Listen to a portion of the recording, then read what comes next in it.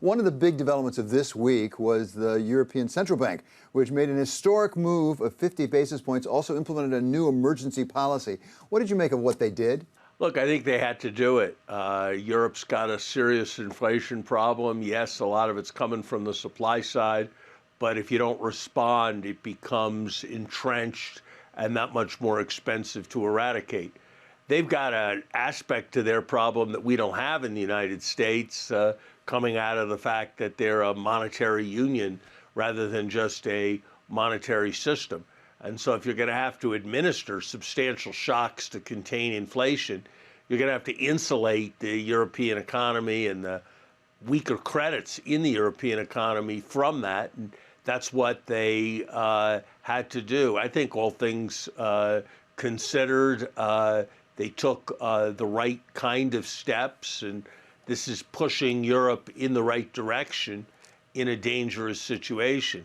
I was very sorry to see the political developments in Italy, which are yet another example of one of the great challenges of our times, which is populist leadership and populist politics unsettling the prospects for rational policy making and creating greater challenges in the long run. I strongly suspect that Italy will regret that Mario Draghi did not have a longer run as prime minister and head of government. Well, take those two and put them together, Larry, actually, the politics of Italy on the one hand and the monetary policy of the ECB. Did the ECB try to address some of that with their new policy? It was unclear exactly how it gets implemented to try to keep the spreads on the bonds, for example, between Italy and Germany in check. I mean, here's the ECB's problem, David. It's, to use a phrase from the security area, it's double deterrence. They want, on the one hand, to deter the speculators from speculating against Italy and other periphery countries. That requires a confident sense that the ECB is going to stand behind them. On the other hand, they don't want to finance unlimited spending, and so they want to put pressure on countries to manage their affairs responsibly. So that points towards an element of conditionality. But the more the conditionality is credible to the countries, the more it's unsettling to the markets. The more confidence you give the markets, the more the countries feel that they don't need to do their part in terms of making painful policy adjustments. So it's a very difficult balance to strike, and I think this was a reasonable move forward in striking that balance, but it's not going to be easy going forwards. One of the other things that we heard from Madame Lagarde is something you and I have talked about in connection with the Fed, which is forward guidance. It sounds to me like essentially the ECB is saying, we're out of the business of forward guidance. We'll take it meeting by meeting.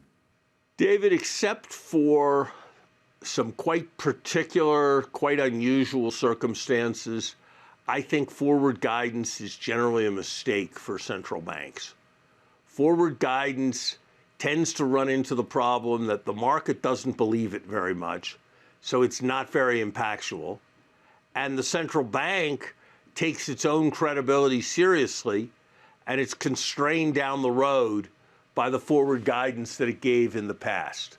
So except for very extreme deflationary situations, I think forward guidance is a tool that is better off kept in the closet.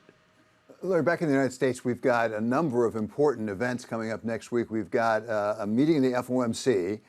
We also have really important, potentially, data coming out, particularly PCE, core PCE and otherwise, and also the ECI numbers. What are you going to be looking at?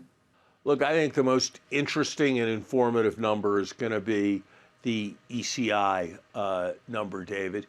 The wage picture is mixed. The average hourly earnings data that come out in each employment report have been relatively favorable and benign for the last several months. On the other hand, the last Atlanta Fed report, which looks at the wage changes for particular individuals and therefore controls for composition issues was really quite alarming. And so there's a divergence between those two reports that is not well understood. And I think we'll get greater clarity on that when we see what happens with the employment cost index. If wage inflation is continuing to accelerate, which is what you would tend to think given how high vacancies are relative to unemployment, that's going to be a very concerning sign.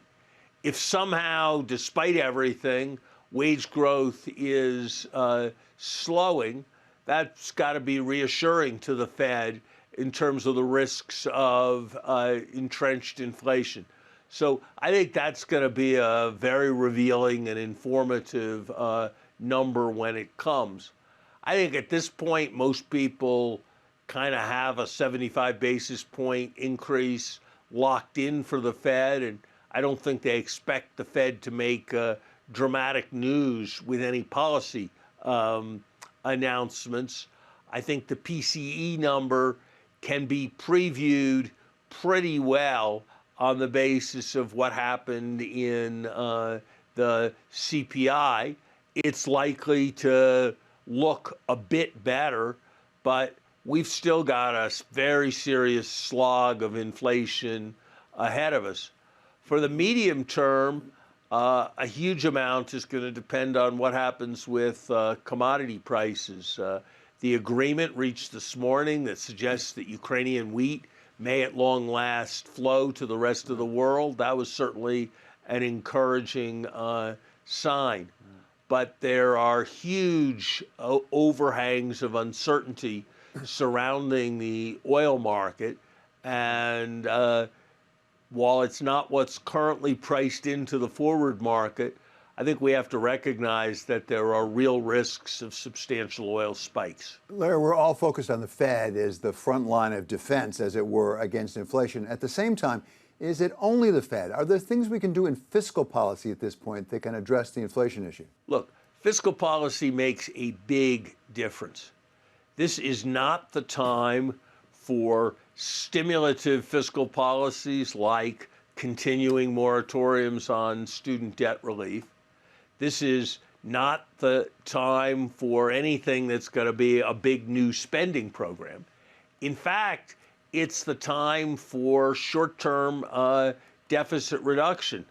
That's why I'm so disappointed that the idea seems to be gaining currency that you shouldn't raise taxes when there's inflation. I actually think that just the right thing to do is to raise taxes right now to take some of the demand out of the economy. We can raise substantial revenue by cutting corporate tax loopholes. In fact, if we don't do it, we're likely to lose what I think was a huge accomplishment for the Biden administration, the Global Tax Cooperation Agreement that Secretary Yellen concluded. We can generate significant revenues simply by enforcing the tax law and taking some of the money out of high-income tax evaders who then go and spend the money, and that'll contribute to reduced inflation as well. So I sure wish we could get past this basically ludicrous economic idea that tax increases are inflationary. It's just not right. Okay, one quick one here at the end, Larry. We had a lot of earnings out of tech, particularly Snap and also Twitter.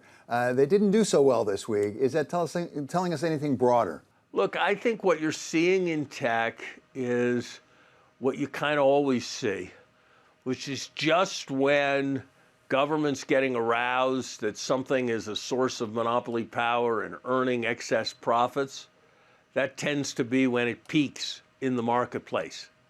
That's how it was with IBM many years ago. That's how it was with Microsoft. And I think we're seeing some elements of that with these advertisement-supported tech businesses right now.